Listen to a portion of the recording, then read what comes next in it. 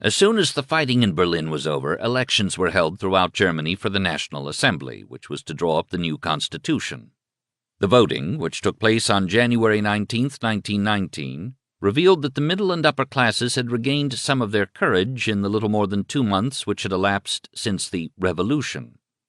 The Social Democrats, the majority and independent socialists, who had governed alone because no other group would share the burden, received 13,800,000 votes out of 30 million cast, and won 185 out of 421 seats in the Assembly.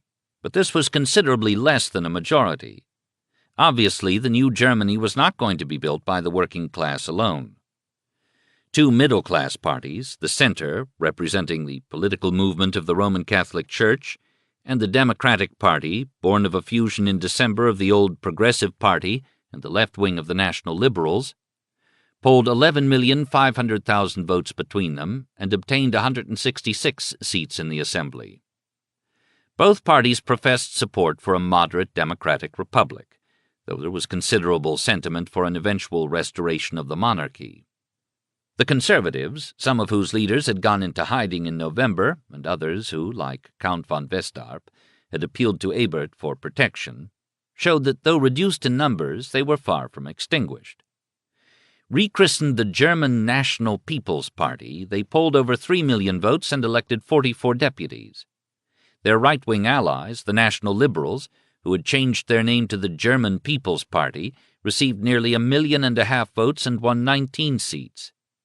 Though decidedly in the minority, the 2 conservative parties had won enough seats in the Assembly to be vocal. Indeed, no sooner had the Assembly met in Weimar on February 6, 1919, than the leaders of these 2 groups sprang up to defend the name of Kaiser Wilhelm II and the way he and his generals had conducted the war. Gustav Stresemann, the head of the People's Party, had not yet experienced what later seemed to many to be a change of heart and mind. In 1919 he was still known as the man who had been the Supreme Command's mouthpiece in the Reichstag, Ludendorff's young man, as he was called, a violent supporter of the policy of annexation, a fanatic for unrestricted submarine warfare. The Constitution which emerged from the Assembly after 6 months of debate, it was passed on July 31, 1919, and ratified by the President on August 31st, was on paper the most liberal and democratic document of its kind the 20th century had seen, mechanically well-nigh perfect, full of ingenious and admirable devices which seemed to guarantee the working of an almost flawless democracy.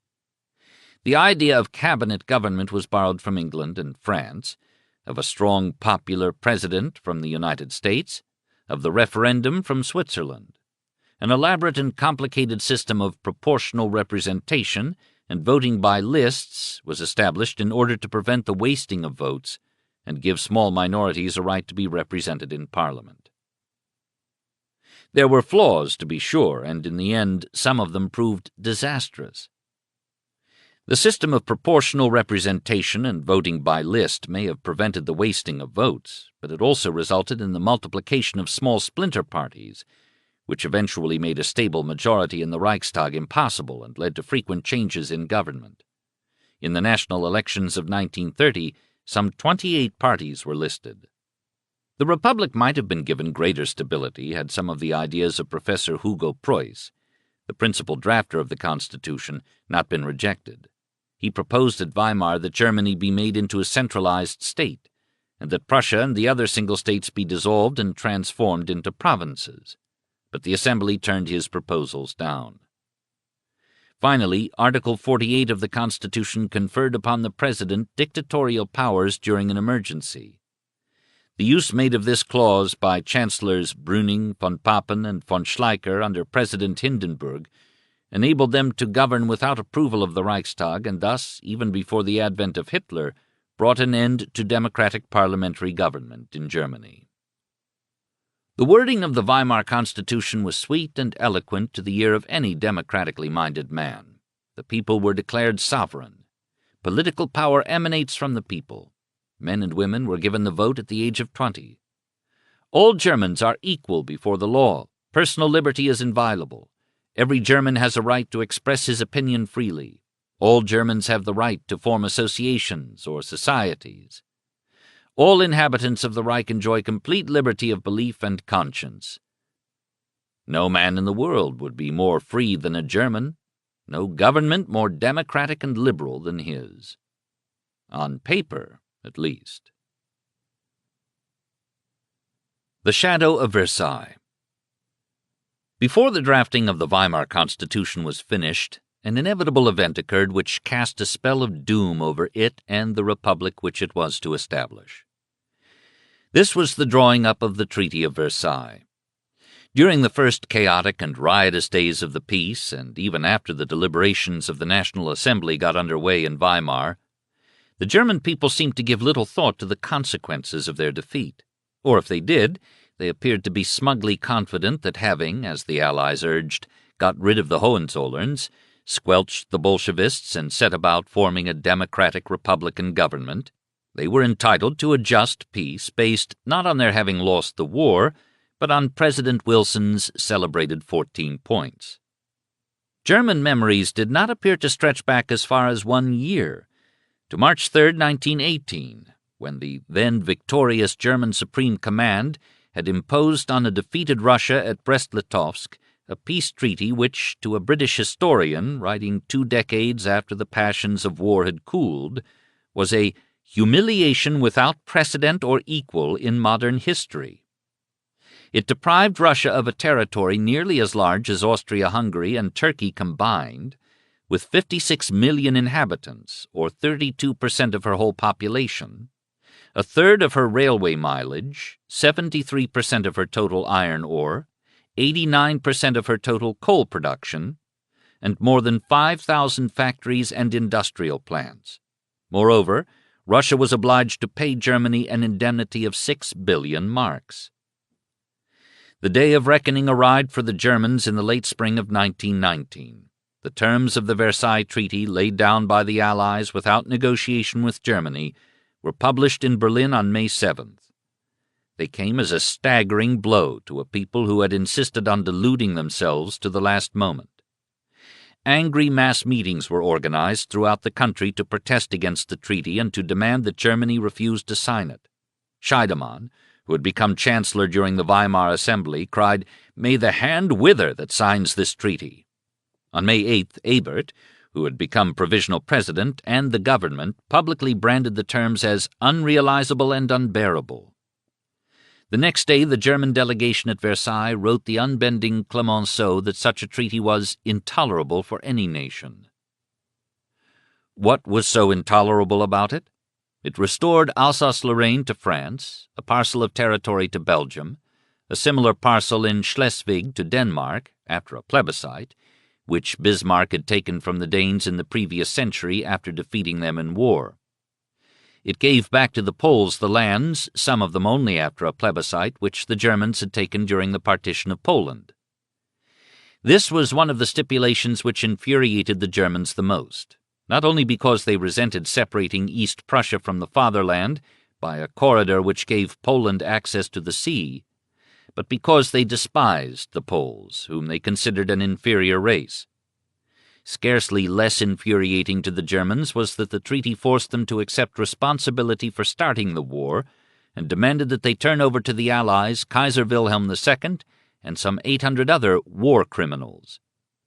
Reparations were to be fixed later, but a first payment of $5 billion in gold marks was to be paid between 1919 and 1921, and certain deliveries in kind, coal, ships, lumber, cattle, etc., were to be made in lieu of cash reparations.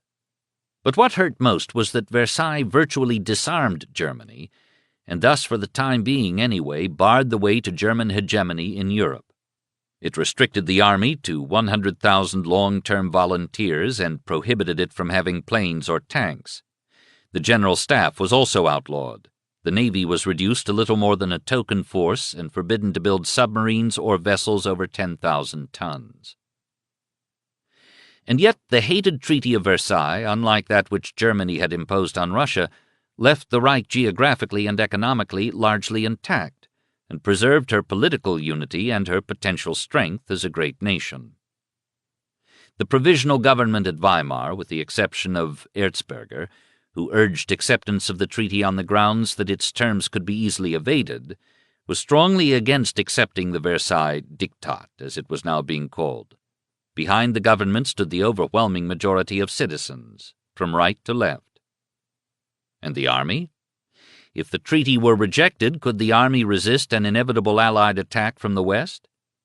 Ebert put it up to the Supreme Command, which had now moved its headquarters to Kolberg in Pomerania. On June 17th, Field Marshal von Hindenburg, prodded by General Gruner, who saw that German military resistance would be futile, replied, "In the event of a resumption of hostilities, we can reconquer the province of Posen, in Poland, and defend our frontiers in the east. In the west, however, we can scarcely count upon being able to withstand a serious offensive on the part of the enemy, in view of the numerical superiority of the Entente and their ability to outflank us on both wings. The success of the operation as a whole is therefore very doubtful, but as a soldier I cannot help feeling that it were better to perish honorably than accept a disgraceful peace." The concluding words of the revered commander-in-chief were in the best German military tradition, but their sincerity may be judged by knowledge of the fact which the German people were unaware of: that Hindenburg had agreed with Gruner that to try to resist the Allies now would not only be hopeless, but might result in the destruction of the cherished officer corps of the army, and indeed of Germany itself. The Allies were now demanding a definite answer from Germany. On June 16th, the day previous to Hindenburg's written answer to Ebert, they had given the Germans an ultimatum. Either the treaty must be accepted by June 24th, or the armistice agreement would be terminated and the Allied powers would take such steps as they think necessary to enforce their terms. Once again Ebert appealed to Gruner. If the Supreme Command thought there was the slightest possibility of successful military resistance to the Allies, Ebert promised to try to secure the rejection of the treaty by the Assembly. But he must have an answer immediately. The last day of the ultimatum, June 24th, had arrived. The cabinet was meeting at 4:30 p.m. to make its final decision. Once more Hindenburg and Gruner conferred. "You know as well as I do that armed resistance is impossible," the aging worn field marshal said. But once again, as at Spa on November 9, 1918, when he could not bring himself to tell the Kaiser the final truth and left the unpleasant duty to Gruner, he declined to tell the truth to the provisional president of the Republic. "You can give the answer to the president as well as I can," he said to Gruner. And again the courageous general took the final responsibility which belonged to the field marshal, though he must have known that it would eventually make doubly sure his being made a scapegoat for the officer corps. He telephoned the Supreme Command's view to the President. Relieved at having the Army's leaders take the responsibility, a fact that was soon forgotten in Germany, the National Assembly approved the signing of the peace treaty by a large majority, and its decision was communicated to Clemenceau a bare 19 minutes before the Allied ultimatum ran out. 4 days later, on June 28, 1919, the Treaty of Peace was signed in the Hall of Mirrors in the Palace of Versailles.